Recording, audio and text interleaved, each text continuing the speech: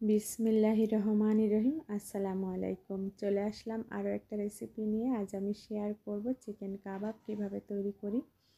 এখানে কিছু মুরগির ব্রেস্টের মাংস আমি খুব ছোট ছোট করে পিস করে পরিষ্কার করে নিয়েছি। এখন আমি ম্যারিনেট করে নেব। এখানে নিয়েছি আদা রসুনের পেস্ট, শুকনো মরিচের পাউডার, হলুদের পাউডার, স্বাদ মতো লবণ, কাবাব মশলা, গরম মশলার পাউডার, তারপরে গোলমরিচের পাউডার দিয়ে খুব ভালোভাবে একটু মাখিয়ে নিব।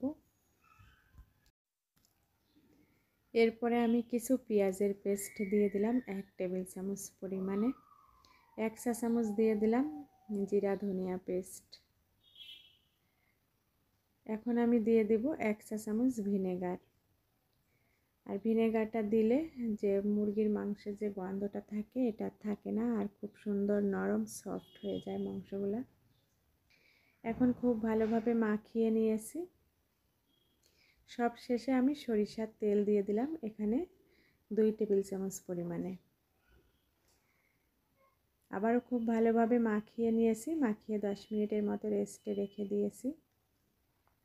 আর মসুরির ডাল দিয়ে করব, ডালটাকেও ভিজিয়ে রেখে দিয়েছি। 10 মিনিট পরে আমি চুলায় বসিয়ে দিয়েছি। আর এখন একটু নেড়ে চেড়ে কষিয়ে নিয়ে তারপরে ডালটা দিয়েও কষিয়ে নিব। নেওয়ার পরে পানিটা দিয়ে বসিয়ে দিব।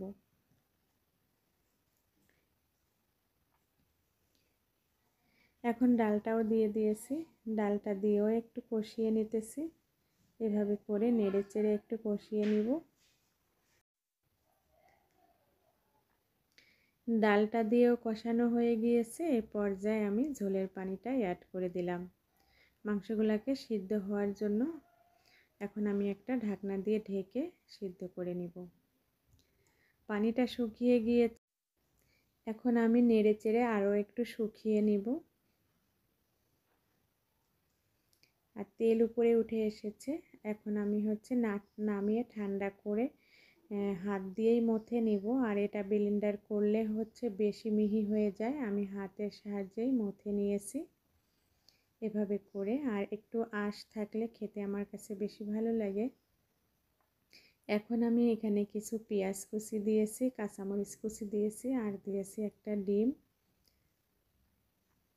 খুব ভালোভাবে এখন মথে নিব।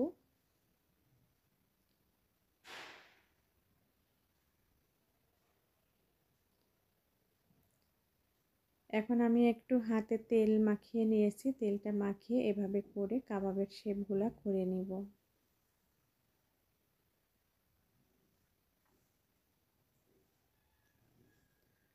সবগুলা কাবাব আমি রেডি করে নিয়েছি।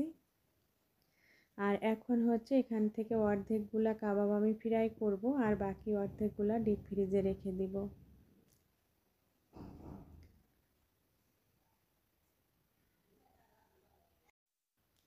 একটা ডিম আমি খুব ভালোভাবে ফেটে নিয়েছি।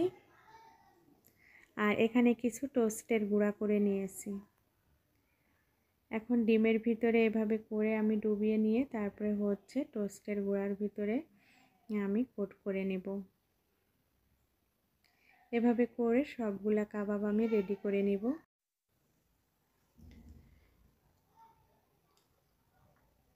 কোট করা হয়ে গিয়েছে। আর আমি চুলায় কড়াই বসিয়ে দিয়েছিলাম, তাতে তেল দিয়েছি। তেলটাও গরম হয়ে গিয়েছে। এই পর্যায়ে এখন আমি কাবাবগুলোকে ফ্রাই করে নেব। আর একটু কড়া করেই ফ্রাই করব, এতে করে খুব ক্রিস্পি হবে খেতে।